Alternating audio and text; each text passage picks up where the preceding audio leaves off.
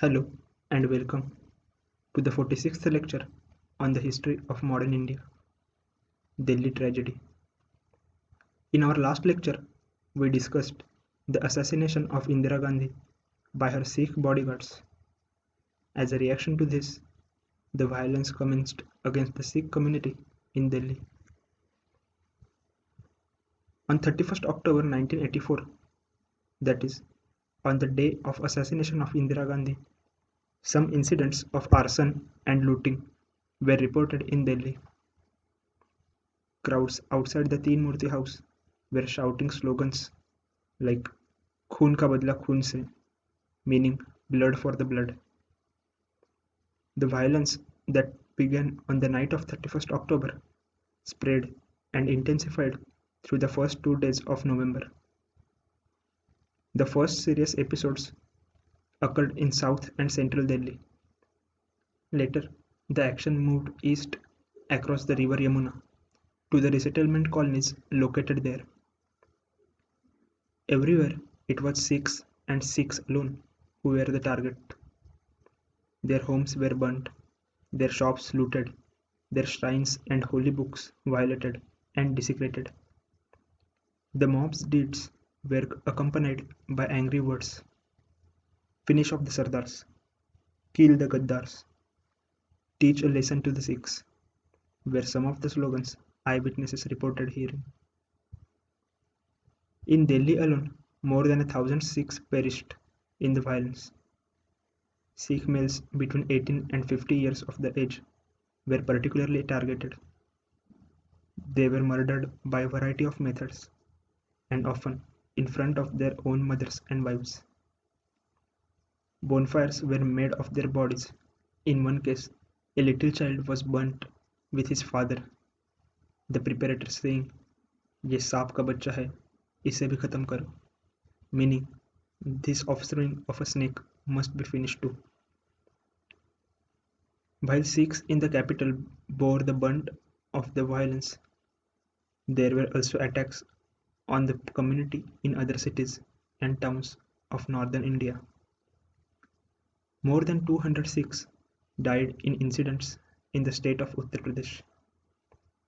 26 were killed in Indore, and as many as 60 in the steel town of Bokaro, where the mobs, as in Delhi, were led by local Congress politicians.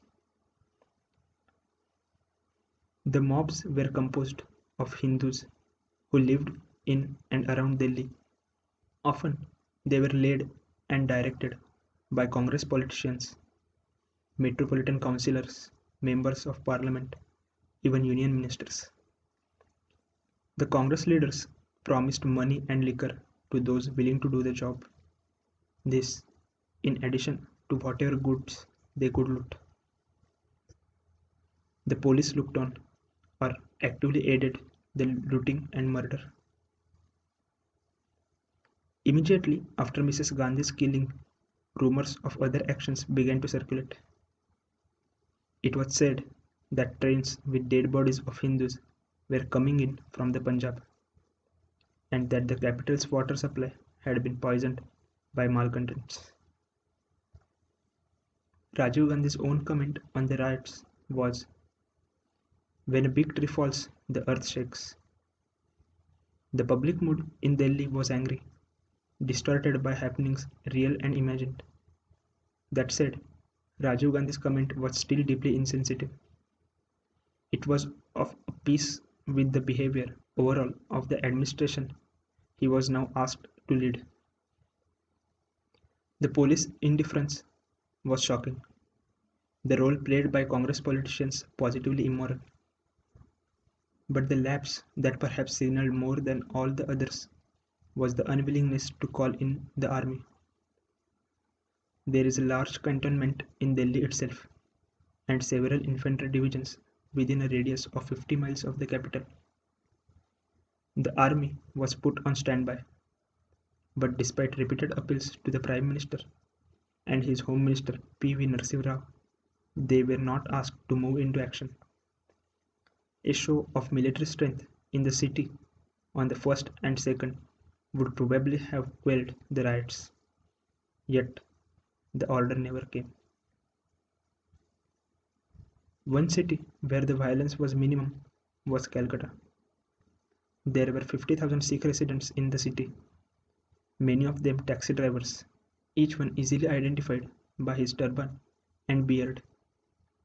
Very few were harmed, and not one died. The West Bengal Chief Minister, Jyoti Basu, had ordered the police to ensure that peace be maintained.